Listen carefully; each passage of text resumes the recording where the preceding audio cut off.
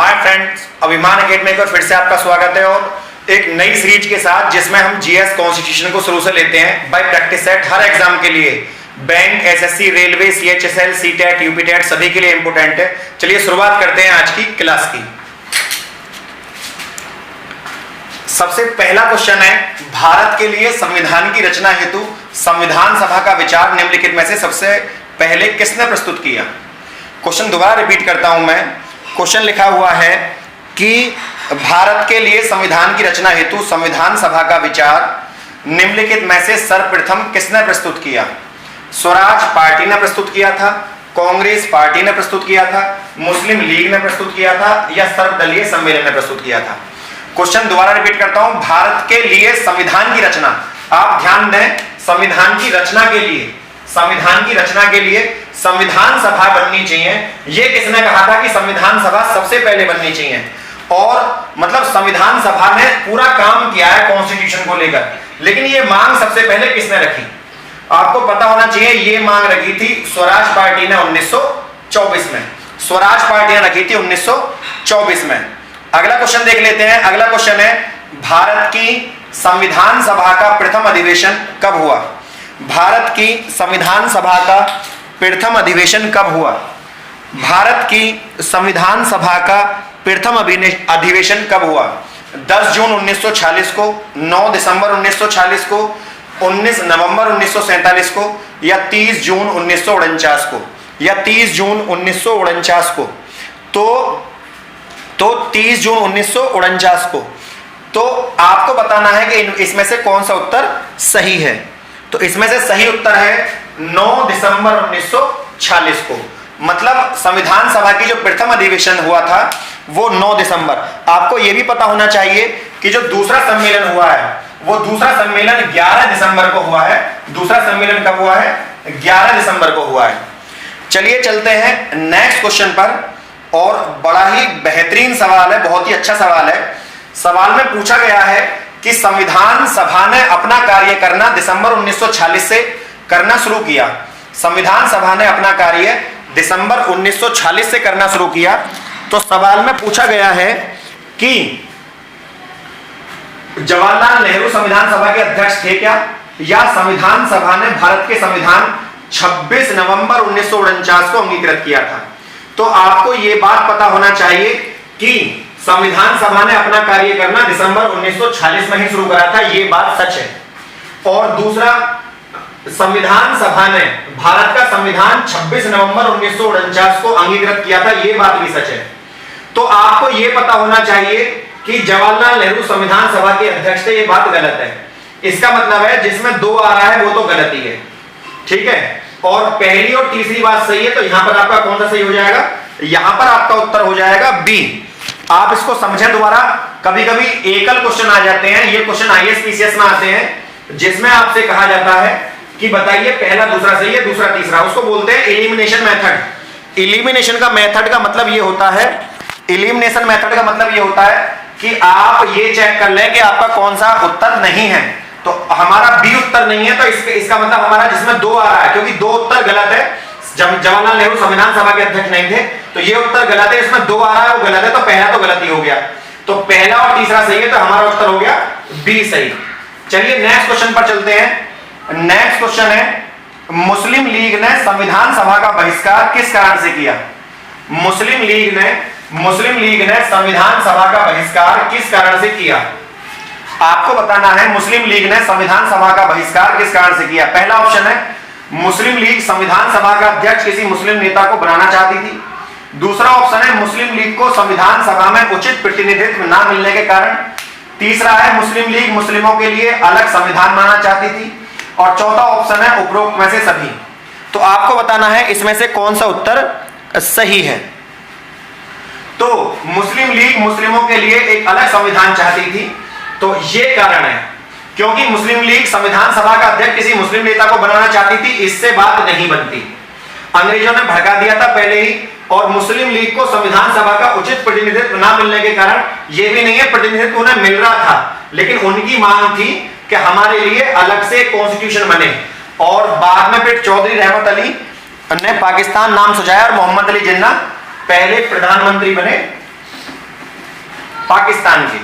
चलिए चलते हैं अगले क्वेश्चन पर। निम्नलिखित में से कौन संविधान सभा का सदस्य नहीं था? Question number 5। क्वेश्चन नंबर 5 ये पूछ रहे हैं निम्नलिखित में से कौन सा संविधान सभा का अध्यक्ष नहीं था, सदस्य नहीं था? सरदार वल्लभ भाई पटेल, आचार्य जेबी कृपलानी, लोकनायक जयप्रकाश नारायण और के.एम. मुंशी। आपको बताना है इसमें से कौन सा उत्तर सही है। तो देखिए, सरदार वल्लभ भाई पटेल देश के पहले गृह मंत्री भी रहे, आचार्य जेबी कृपलानी झंडा समिति के अध्यक्ष रहे, के.एम. मुंशी भी रहे, लेकिन लोकनायक जयप्रकाश नारायण ये हमारे संविधान सभा सदस्य नहीं थे। तो ये संविधान सभा का सदस्य लोकनायक जयप्रकाश नारायण जी नहीं थे। अगला क्वेश्चन है, भारतीय संविधान इनमें से किसके संविधान का हमेशा ऋणी है? भारतीय संविधान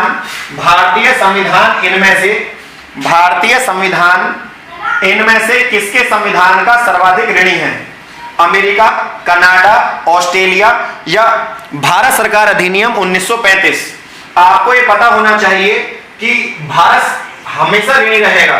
भारत सरकार हमारे संविधान का 70% हिस्सा, हमारे संविधान का केवल 30% जो हिस्सा है वो तो विदेशी है, जो हमने अलग अलग देशों से लिया है।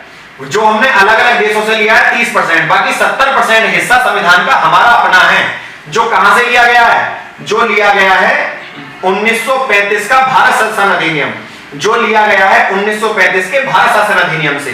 तो ये उत्तर सही होगा, इसका उत्तर सही होगा डी। इसका उत्तर सही होगा डी। आप याद रखें। अच्छा, एक बार इनको भी आप देख लें। आपको पता होना चाहिए कि हमने किस देश से क्या लिया है। मतलब अमेरिका से हमने क्या लिया है, हमने कनाडा से क्या लिया है, हमने ऑस्ट्रेलिया से क्या लिया है। तो अमेरिका से हमने क्या लिया है? अमेरिका से हमने लिया है जुडिशियल रिव्यू, या हम इसको बोलते हैं न्यायिक पुनर्वलोकन।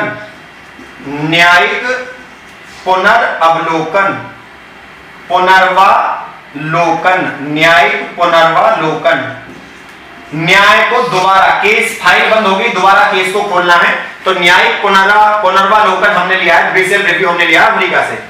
कनाडा से हमने लिया संघात्मक व्यवस्था। कनाडा से हमने क्या लिया है? कनाडा से हमने लिया है संघात्मक व्यवस्था। ऑस्ट्रेलिया से हमने दो चीजें ली हैं। ऑस्ट्रेलिया से एक तो हमने लिया है प्रस्तावना, और ऑस्ट्रेलिया से एक हमने क्या लिया है? ऑस्ट्रेलिया से हमने लिया है समवर्ती सूची। ऑस्ट्रेलिया से हमने लिया है समवर्ती सूची। सूची 3 तरह की होती है, संघ सूची, राज्य सूची और समवर्ती सूची। तो समवर्ती जो संघ सूची होती है उसमें केंद्र सरकार कानून बनाती है, जो राज्य सूची होती है उसमें राज्य सरकार कानून बनाती है, लेकिन जो समवर्ती सूची होती है जो हमने ऑस्ट्रेलिया से ली है उसमें राज्य सरकार और केंद्र सरकार दोनों मिलकर कानून बनाते हैं। सूची 3 तरह की होती है। तो बहुत ही अच्छा क्वेश्चन है कि संविधान हमेशा ऋणी रहेगा किसका? संविधान हमारा हमेशा ऋणी रहेगा भारत सरकार अधिनियम 1935 का। संविधान हमारा हमेशा ऋणी रहेगा भारत सरकार अधिनियम 1935 का। अगला क्वेश्चन है, संविधान लागू होने के पश्चात निम्नलिखित में से कौन सा भारतीय संघ में आरक्षित राज्य था? संविधान लागू होने के पश्चात निम्नलिखित में से कौन सा भारतीय संघ में आरक्षित राज्य था? दादर एवं नगर हवेली, लक्षद्वीप समूह, अंडमान निकोबार द्वीप समूह या सिक्किम? आपको बताना है इसका उत्तर क्या है। संविधान लागू होने के पश्चात कौन सा भारतीय संघ में प्रोटेक्टोरेट राज्य था? तो आपको पता होना चाहिए कि जो सिक्किम है, सिक्किम, तो 7वें क्वेश्चन में जो डी उत्तर है वो हमारा सही है। संविधान लागू होने के बाद कौन सा भारतीय संघ में आरक्षित राज्य था? तो सिक्किम जो है ये आरक्षित राज्य था। अगला क्वेश्चन है, बहुत सुंदर क्वेश्चन है अगला, कई बार पेपर में पूछा गया है। क्वेश्चन ये है कि राष्ट्रीय गान प्रथम बार कांग्रेस के किस अधिवेशन में गाया गया? राष्ट्रगान प्रथम बार कांग्रेस के किस अधिवेशन में गाया गया? लाहौर अधिवेशन 1929, कलकत्ता अधिवेशन 1911, सूरत अधिवेशन 1907 या दिल्ली अधिवेशन 1947? तो आपको बताना है कि राष्ट्रगान प्रथम बार कांग्रेस के किस अधिवेशन में गाया गया? लाहौर अधिवेशन 1929, कलकत्ता अधिवेशन 1911, सूरत अधिवेशन 1907 या दिल्ली अधिवेशन 1947? राष्ट्रगान प्रथम बार कांग्रेस के किस अधिवेशन में गाया गया? तो कलकत्ता अधिवेशन 1911 में, कलकत्ता अधिवेशन 1911 में आपका राष्ट्रगान पहली बार गाया गया। तो ये आपको पता होना चाहिए कि राष्ट्रगान हमारा पहली बार कब गाया गया। चलिए चलते हैं नेक्स्ट क्वेश्चन पर। क्वेश्चन है, भारत के राष्ट्रीय गान को आधिकारिक मान्यता किस दिन प्राप्त हुई? भारत के राष्ट्रीय गान को आधिकारिक मान्यता किस दिन प्राप्त हुई है? 24 जनवरी 1950, 26 जनवरी 1950, 15 अगस्त 1947 या 26 नवंबर 1949? भारत के राष्ट्रीय गान को आधिकारिक मान्यता, मतलब राष्ट्रगान को आधिकारिक मान्यता कब मिली है, ये पूछ रहा है। आप ध्यान दें सवाल पर। यहां पर भी ये पूछा गया था कि राष्ट्रगान को पहली बार कांग्रेस के किस अधिवेशन में गाया गया? पहली बार, प्रथम बार कब गाया गया राष्ट्रगान? राष्ट्रगान तो हमेशा गाया जाता है, लेकिन पहली बार कब गाया गया? पहली बार वहां गाया गया जहां अंग्रेजों ने अपने पैर जमाए थे सबसे ज्यादा, कलकत्ता में। तो 1911 में यही गाया गया, आप ध्यान रखना। अच्छा, दूसरा क्वेश्चन ये है, भारत के राष्ट्रीय गान को आधिकारिक मान्यता कब मिली है? तो आप इन लाइनों पर ध्यान दिया करो कि राष्ट्रगान को ऑफिशियली कब माना गया कि भारत का राष्ट्रगान है। 24 जनवरी 1950, 26 जनवरी 1950। आपको इस क्वेश्चन का उत्तर बताना है कि क्या है।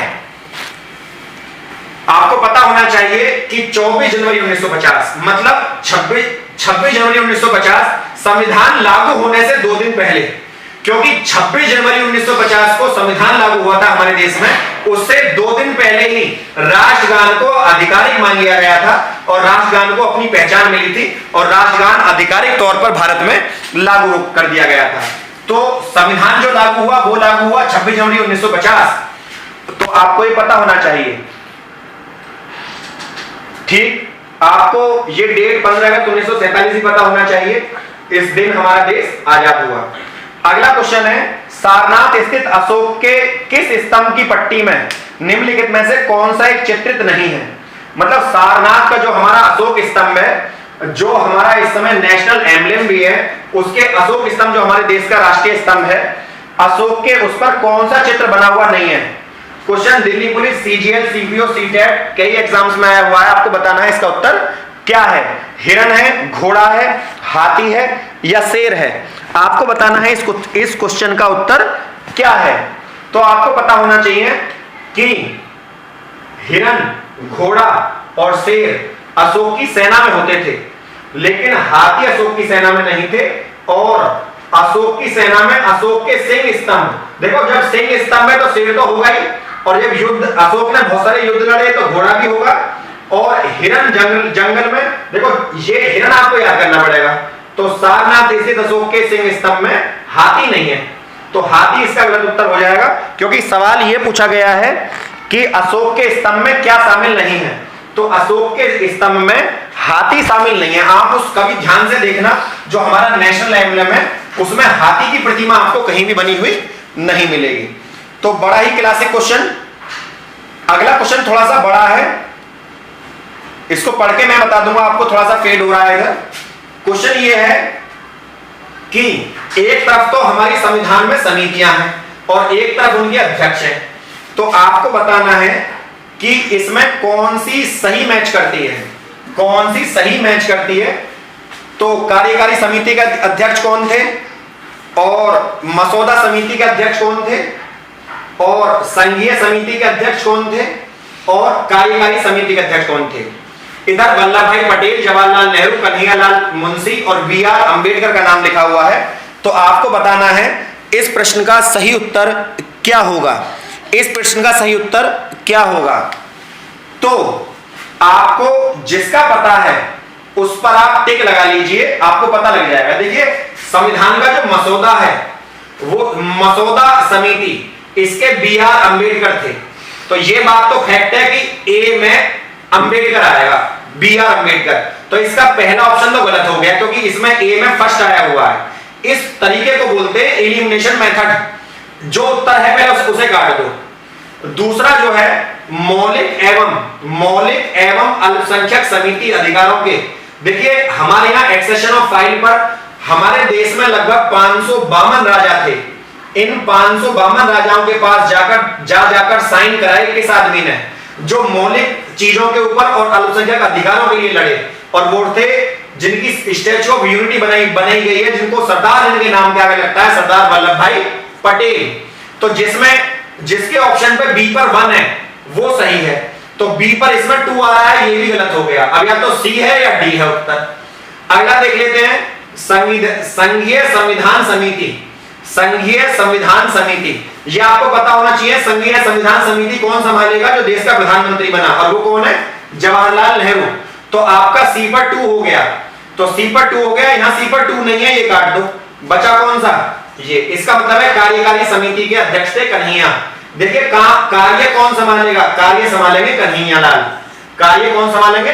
हमारे लाल कन्हैया।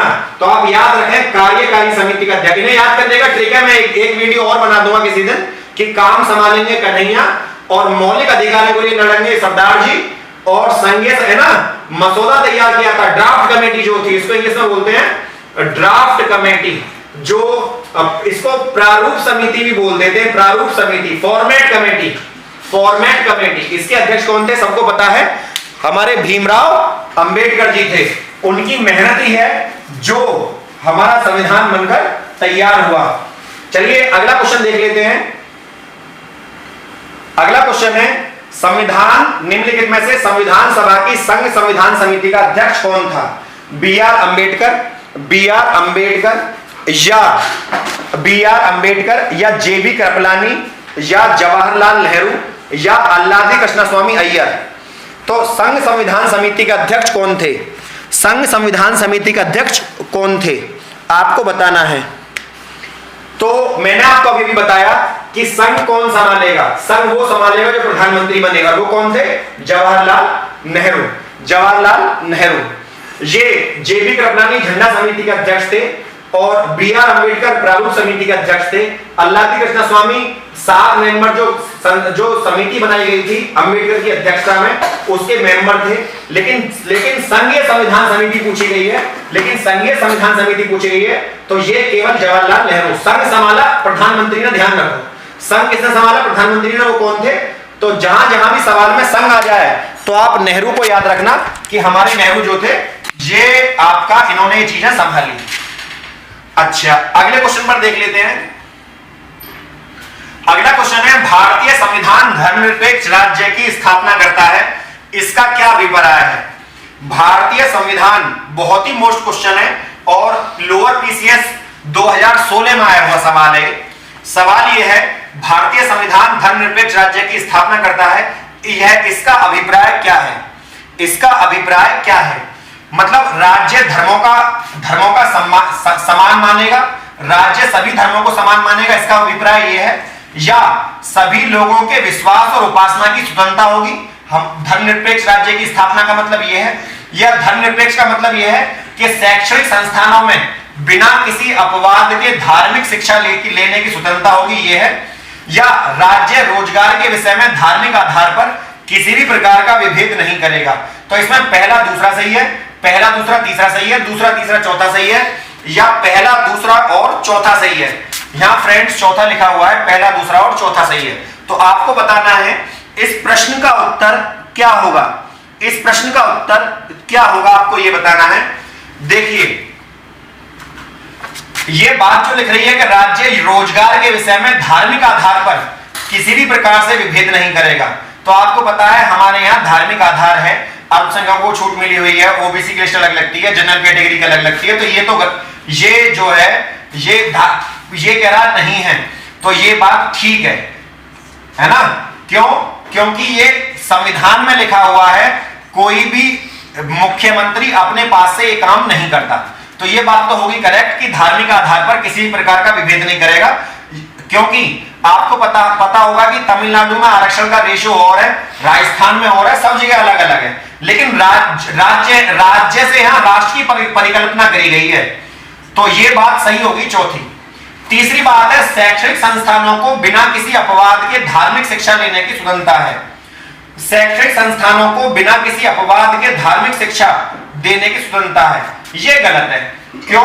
ये यूं गलत है कि शैक्षणिक संस्थानों को बिना किसी अपवाद के, भाई गरीबों के बच्चे पढ़ेंगे, एससी के बच्चे पढ़ेंगे, ओबीसी के बच्चे पढ़ेंगे, एसटी के बच्चे पढ़ेंगे, जो जातिगत रूप से पिछड़े वर्ग हैं उनको छूट देनी होगी।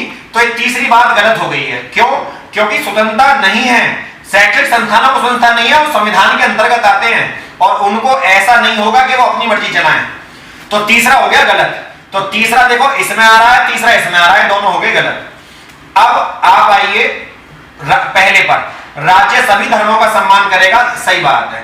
ये समान नहीं है, सम्मान शब्द है, सम्मान करेगा, है ना, और सम्मान मानेगा, सॉरी सभी धर्मों को समान मानेगा, सही बात है। सभी धर्मों को समान मानने का मतलब है एवरी रिलीजन जो है उसकी नजर में इक्वल है, सब बराबर है, ये बात ठीक है, समान ही है। दूसरा पॉइंट है सभी लोगों के विश्वास और उपासना की स्वतंत्रता होगी, ये बात भी ठीक है। सभी लोगों के विश्वास और उपासना की स्वतंत्रता होगी, सभी लोगों के विश्वास और उपासना की उन्हें स्वतंत्रता, वो जो माने मान सकते हैं, कोई दिक्कत नहीं है। तो पहला, दूसरा और चौथा, इसका उत्तर हो जाएगा पहला, दूसरा और चौथा। मतलब राज्य, धर्मनिरपेक्ष राज्य का क्या मतलब है? धर्मनिरपेक्ष का मतलब यहां धर्म से नहीं है, यहां इसका मतलब है सभी धर्म समान है, किसी धर्म को, और सभी धर्म अपने धर्मों में विश्वास और उनकी उपासना कर सकते हैं, वो अपने धर्म में विश्वास कर सकते हैं, उपासना का मतलब है अपने अपने भगवान की पूजा कर सकते हैं, और धार्मिक आधार पर किसी प्रकार का कोई भेदभाव नहीं होगा, ये बात भी सही है, ठीक है। तो पहला, दूसरा और चौथा सही है, तीसरा गलत है। शैक्षणिक संस्थानों को स्वतंत्रता यहां पर नहीं दी गई है। तो आपको थोड़ा सा हर क्वेश्चन पे ध्यान देना होगा कि ये क्या कह रहा है। अब देखिए इस तरह के क्वेश्चन से, एक ही क्वेश्चन से आपके 4-5 क्वेश्चन कवर हो जाते हैं। अब आप कहेंगे 4-5 क्वेश्चन कैसे कवर हो जाते हैं? 4-5 क्वेश्चन ऐसे कवर हो जाते हैं कि आपने ये लाइन पढ़ी, आपने ये लाइन पढ़ी, आपने ये लाइन पढ़ी, तो आप ये तीनों के बारे में अलग अलग पूछ सकता है कि बताइए सत्य है या असत्य है।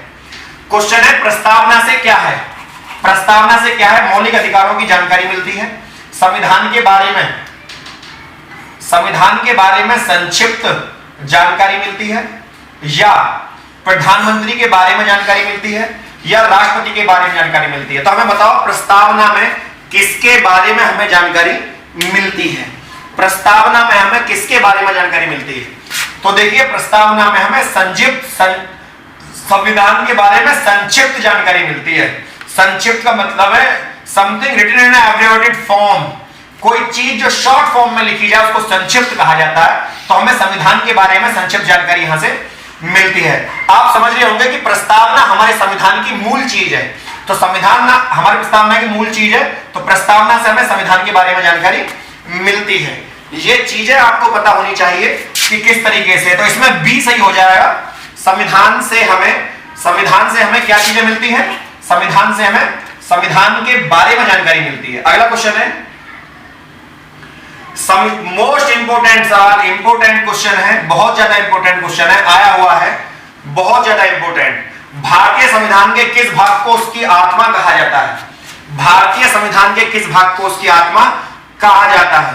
प्रस्तावना को, मौलिक अधिकार को, राज्य के नीति निर्देशक तत्वों को, या संविधान के सभी अनुच्छेदों को? भारतीय संविधान के किस भाग को उसकी आत्मा कहा जाता है? प्रस्तावना, मौलिक अधिकार, राज्य के नीति निर्देशक तत्व, या संविधान के सभी अनुच्छेद? आपको ये बताना है, आपको बताना है इस क्वेश्चन का उत्तर क्या है, आपको बताना है इस क्वेश्चन का उत्तर क्या है। देखिए संविधान की प्रस्तावना को उसकी आत्मा कहा जाता है। क्यों? क्योंकि भारतीय संविधान को संक्षिप्त रूप में लिखा गया है, शॉर्ट फॉर्म में लिखा गया है। पूरा संविधान पढ़ने की जरूरत नहीं है, संविधान की प्रस्तावना पढ़ लो, समझ लीजिए आपने संविधान की आत्मा को जान लिया। आपने बंधुत्व, भाईचारा, धर्मनिरपेक्ष, ये इन शब्दों के मतलब समझ लिया आपने, तो संविधान पढ़ लिया आपने। अगला क्वेश्चन है, देखिए शब्द वही आगे, समानता, स्वतंत्रता और बंधुता। समानता, स्वतंत्रता और बंधुता। तो 3 तरह की समानता, 5 तरह की स्वतंत्रता और 2 तरह की बंधुता हमारे संविधान में उल्लेखित है। तो आपको पता, ये मैं बाद में पढ़ाऊंगा कि संविधान समानता कौन कौन सी है, स्वतंत्रता कौन कौन सी है और बंधुता कौन सी है, ब्रदरहुड कौन सा वाला है। तो ये हमने कहां से लिया है? रूस की क्रांति से ली गई है, आयरिश विद्रोहियों से ली गई है, फ्रांसीसी क्रांतियों से ली गई है, या अमेरिका के संविधान से ली गई है। आपको बताना है इस प्रश्न का उत्तर क्या है, इस प्रश्न का उत्तर क्या है, आपको ये बताना है। तो प्रस्तावना में प्रस्तावित समानता, स्वतंत्रता और बंधुता, ये हमने कहां से लिए हैं? ये हमने लिए हैं फ्रांसीसी क्रांति से। The French revolution held in 1876। तो आपको इस पर ध्यान देना है। 16वें का सी, फ्रांसीसी क्रांति से हमने चीजें ली हैं। प्रस्तावना में प्रतिस्थापित समानता, स्वतंत्रता और बंधुता जो है ये हमने फ्रांसीसी क्रांति से लिया गया है। तो आपको इसको ध्यान देना है। चलिए चलते हैं अगले सवाल पर। अगला क्वेश्चन है, निम्नलिखित शब्दों को सही क्रम में विन्यस्त करें जिस क्रम में उन्हें भारत के संविधान की प्रस्तावना में लिखा गया है। संप्रभुता संपन्न, धर्मनिरपेक्ष, समाजवादी, गणराज्य या लोकतांत्रिक। निम्नलिखित शब्दों में से सही क्रम में विन्यस्त करें। और ये कह रहा है जिस क्रम में उन्हें भारत के संविधान की प्रस्तावना में लिखा गया है। तो इनका जो क्रम है ये आपको बताना है क्या है। ये है क्वेश्चन नंबर 17। Question number 17। इसके मैं आपको ऑप्शन नहीं दूंगा, इसके ऑप्शन आपको खुद ही बताने होंगे कि 17 में कौन सा क्रम सही रहेगा। कौन सा क्रम 17 में सही रहेगा ये आपको बताना होगा। तो आप मुझे बताइए क्या क्रम सही रहना चाहिए। बताइए कौन सा क्रम सही रहेगा।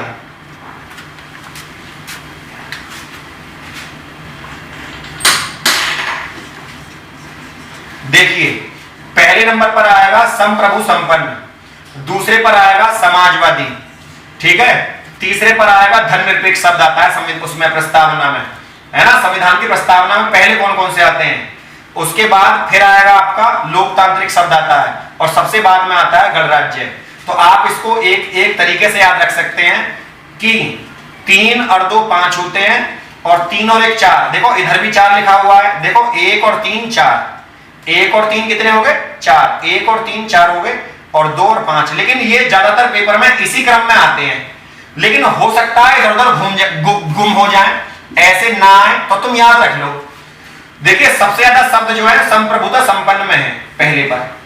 समाजवादी शब्दों से भी नहीं याद कर सकते, आपको याद ही करने पड़ेंगे कि आपको याद करना पड़ेगा कि जो से वाले हों पहले आगे, तो संप्रभुता संपन्न और समाजवादी शब्द पहले आ जाएंगे।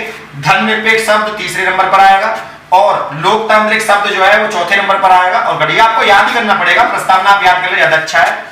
तो आप समझ सकते हैं कि वीडियो आपको कैसी रही। तो यदि फ्रेंड आपको आज की वीडियो अच्छी लगी हो तो वीडियो को लाइक शेयर और चैनल को सब्सक्राइब करना ना भूलें। आगे भी मैं अभी 8 से 9 इंग्लिश पढ़ाऊंगा लाइव, आप उसके साथ जुड़ सकते हैं। और आगे भी मैथ की क्लास हम शुरू से पढ़ाएंगे, 8 से 12 का मैथ शुरू से चलेगा। तो यदि आपको हमारे साथ जुड़ना हो तो चैनल को अभी सब्सक्राइब कर लीजिए ताकि अगले आने वाले चीजों के साथ भर्ती में आप कहीं भी फेल ना हो, असफल ना हो। सफलता के लिए एक ही नाम, अभिमान एकेडमी। जय हिंद, जय भारत।